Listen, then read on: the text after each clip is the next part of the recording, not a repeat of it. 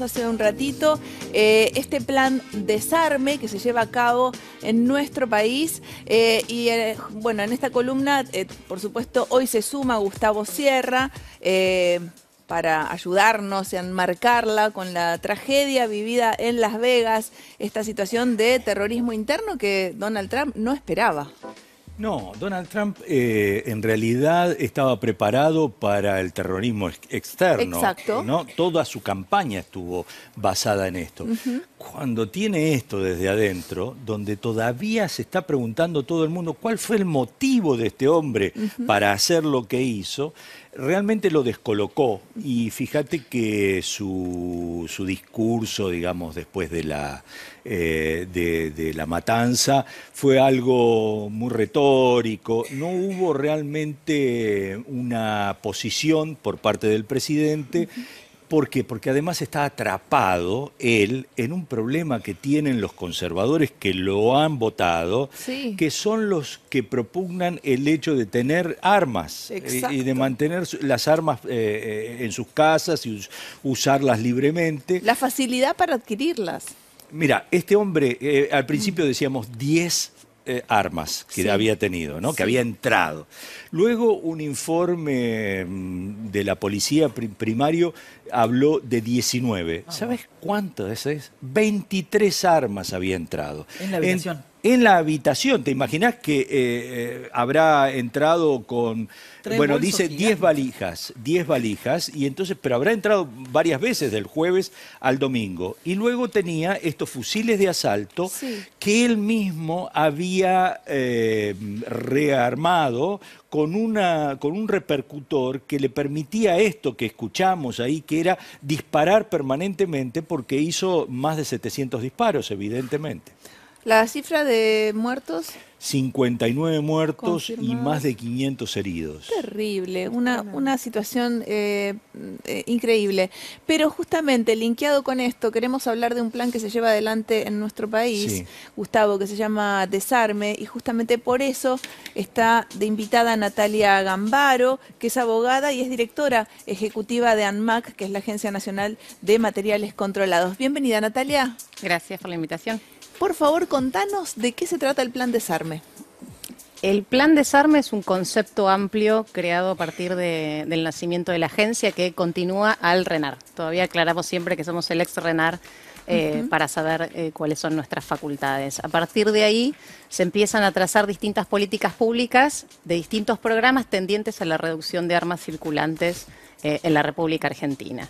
Una de las patas es el plan de entrega voluntaria, que es que las personas de manera anónima se acercan a nuestras delegaciones o a nuestros puestos móviles y entregan esas armas que tienen en las casas, que a lo mejor son heredadas o que se adquirieron en un momento en donde no se tomaba conciencia de la peligrosidad que implicaba tenerlas. De manera anónima la entregan, no se les pregunta el origen de ese arma y de acuerdo al tipo, modelo y calibre de arma se asigna automáticamente un incentivo. ¿Y el incentivo en qué consiste?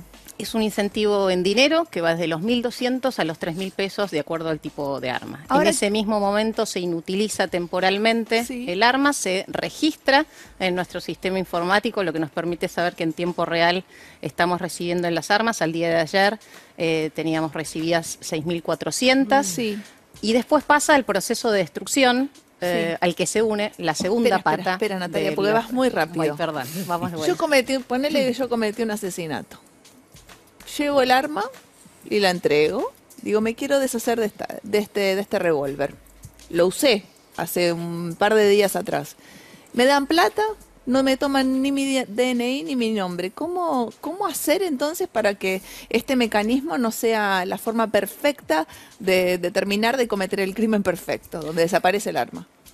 Porque antes de proceder a la destrucción sigue siendo anónimo, la ley implica que es anónimo, se toma el número de serie, el modelo del calibre y se constata con nuestra base de datos que no tenga orden de secuestro por algún juez. Si tiene orden de secuestro por algún juez, ese arma no se destruye, se reserva e inmediatamente se notifica al juez para que continúe con la investigación. Pero en este caso sería imposible, porque si cometiste el delito 3 días antes, el juez no va a tener ninguna información y ustedes menos. Este programa no apunta a aquellos que cometieron delitos. Nosotros somos conscientes que el que utiliza un arma para cometer delitos no la va a entregar voluntariamente. Esto apunta a las armas que están en las casas. Nosotros estamos evaluando de manera anónima cuáles son las motivaciones. Las motivaciones es, la tenía mi marido falleció, no la quiero tener en casa, los chicos son chiquitos, estas 2 escopetas son de mi abuelo, nosotros no cazamos y sabemos que es peligroso. Vimos en la televisión que accidentes permanentes domésticos, queremos entregarla. ¿Tienen forma de saber inmediatamente al ver el arma si se usó recientemente o no? Perdóname la ignorancia, no tengo idea de armas. No porque no se perita el arma. Los datos que se recogen de esa información es el tipo de arma, el modelo, el calibre con su número de serie. En los casos que tiene número de serie limado se deja constancia también. Pero el programa solo apunta a la recepción anónima y esto está por ley y así lo decide el Congreso. ¿Y qué hacen con respecto, digamos, a las nuevas armas? Estas son las que la gente puede llegar a tener en su casa, las que han quedado como remanente, pero obviamente están entrando armas y de mayor calibre y automáticas permanentemente. ¿Hay algo con respecto a esto? Sí, esa sería la otra pata del concepto amplio de desarme, que estamos siendo muy activos y muy agresivos en la política de destrucción de armas de fuego. Durante el año pasado destruimos más de 46.000 armas, mañana estamos destruyendo más de 30.000. ¿Cómo las destruyen? ¿Cómo las destruimos? Se hace en la planta siderúrgica en Campana, se sube por un montacarga, eso pasa a un molino, el molino lo rompe en pequeños pedacitos que se llaman scrap e inmediatamente viene una grúa magnética, levanta ese scrap, se lo lleva en el mismo momento a los hornos de alta temperatura que terminan en caños sin costura que después se utilizan para gasoductos y demás. ¿Eso lo hace una empresa privada? ¿Lo hace Techint? Lo hace en cooperación con nosotros, lo hace Techint, responsabilidad social empresaria, no tiene costo para el Estado y es el mecanismo más seguro porque no hay posibilidades de desvío alguno. Esas armas que estamos destruyendo, y ahí para contestar un poco tu pregunta, son armas que fueron retiradas de depósitos policiales y judiciales, que son aquellas armas que estuvieron vinculadas con el delito, en el caso de los judiciales, pero de los policiales también, que son las a modo de A1, de A2, de A3 y ese robo hormiga son las que después vuelven a ingresar en el... ¿Qué cantidades de armas han recibido en un día, en una semana, en un año? Y depende la localidad y cuánta difusión tenemos del programa. La semana pasada estuvimos en Bahía Blanca, donde no tenemos delegación, pero fuimos con un puesto móvil y recibimos más de 600 armas, nada más que en una semana. En una semana. Quería preguntarte el número de armas de mano y de alto calibre. ¿Cuál es el porcentaje? Porque uno en su mente dice, bueno, no hay ametralladoras por la vida, pero el número que vos decís, hay. Es que ahí lo que hay que hacer es una distinción de cuáles son las armas legales y las ilegales. Claro. Las armas automáticas, las ametralladoras en la Argentina están prohibidas.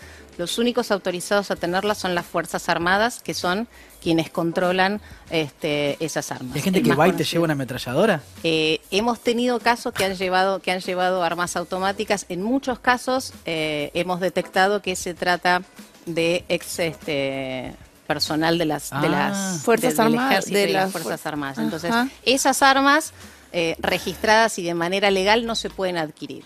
Sí tenemos mayor presencia de armas automáticas a partir de la irrupción del crimen organizado hace más de una década. Estas bandas actúan en todo el país, muy organizadas, y como se trata de disputa de poder y territorio, tienen que estar fuertemente armadas. Esas armas...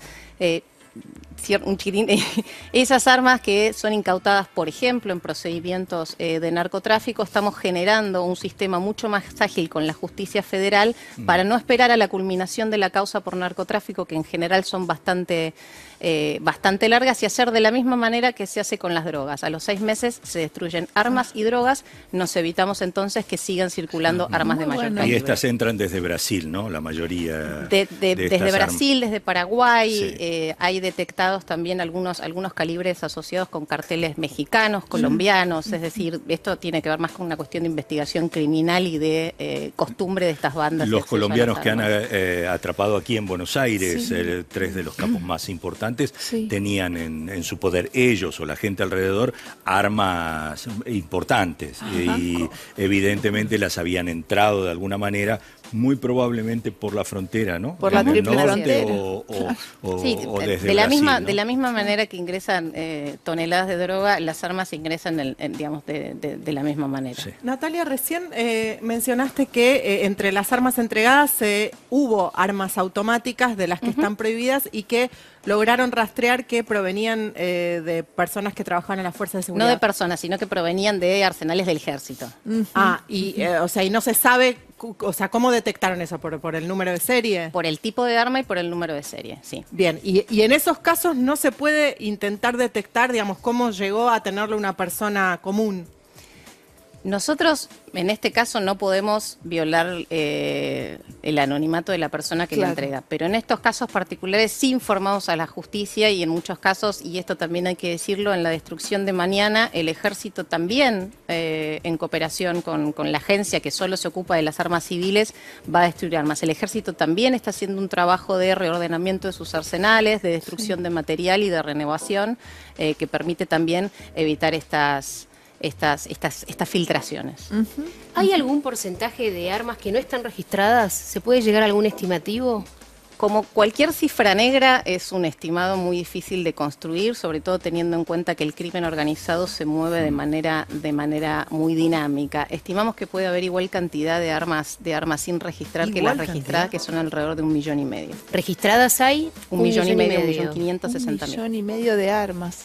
Sí, Hace que Juan- en manos de organizaciones muy violentas que a su vez tienen ¿no? la frontera norte, la frontera con Paraguay, todo el Paraná. Tenemos que recordar que toda la zona de los puertos del Paraná son las zonas donde llega el narcotráfico y de ahí van hacia Europa, ¿no? Los cargamentos. En Rosario es una situación bastante difícil. ¿Cómo han trabajado ahí? Rosario fue la primera provincia con la que trabajamos el año pasado. De Rosario en la destrucción anterior destruimos casi 10.000 armas que provenían de armas que habían sido incautados en operativos pero que permanecían en comisaría sin ningún control. Entonces, a partir de algunas reformas policiales que se realizaron en la provincia, lo hicimos. Nuestro siguiente paso es empezar a trabajar con el Poder Judicial de Santa Fe para tratar de poder adquirir o hacernos de esas armas del sistema anterior que manejaban los jueces, y ya estamos trabajando activamente con los fiscales que apenas terminan los casos, que se resuelven de manera más rápida, nos ordenan la destrucción y nos envían las armas. Natalia, ¿desde cuándo está funcionando este plan? Porque no es de ahora, ¿verdad? No es de Tiene sus ahora. años. La ley es del año 2006 y se ha venido prorrogando por el Congreso desde entonces, con excepción del año 2010 y parte del 2016. Y ha sido un programa que ha sido premiado por Naciones Unidas y lleva hasta el momento entregadas y casi destruidas 175.000 armas. Claro, el tema es que se está como escuchando, de hecho escuché la convocatoria por radio, como con mucha intensidad. Hay como de verdad ánimos de que la gente se deshaga de sus armas. Una campaña más agresiva, Exactamente. Justamente lo que estamos tratando de hacer es mezclar la campaña nacional, en la que hemos tenido mucho apoyo de Presidencia de la Nación, y también las campañas más locales, como pasó la semana pasada en Bahía Blanca, la semana anterior en Morón, y estaremos también en otras Y si alguien tiene un arma en su casa y quiere deshacerse de ella, ¿cómo tiene que hacer? Se puede dirigir a cualquiera de nuestras delegaciones en todo el país. Aquí en Ciudad de Buenos Aires estamos en Bartolomé Mitre, entre Uruguay y Paraná, de 9 a 15. En la página web pueden encontrar un instructivo de cuáles son las mejores, digamos, la mejor manera de trasladarla tomando los distintos recaudos. Que no de las las lleven personas- cargadas, por de ejemplo. las personas que no saben manipularlas. Esa información también está distribuida con material gráfico en los registros automotores, en registros de reincidencia y demás, todos los organismos del Ministerio de Justicia de la Nación, justamente no solamente para difundir, sino también para el mejor mecanismo y evitar, por supuesto, accidentes. Muy bien. Bueno, Natalia, te agradecemos. Ojalá ojalá que el plan sea exitoso. ¿Querías agregar algo, Gustavo? No, simplemente que sí, se sacan armas Sí. y con el mismo ritmo van entrando en las sociedades. Esto es en cualquier lugar del mundo y evidentemente hay que hacerlo, hay que sacar armas, pero al mismo tiempo hay que tener una política muy, muy fuerte para tratar de detener esto en las fronteras, que son muy, muy permeables las argentinas, ¿no? Gracias, Natalia. Gracias a usted por la que sea un invitación. éxito el plan. Gracias. Seguimos.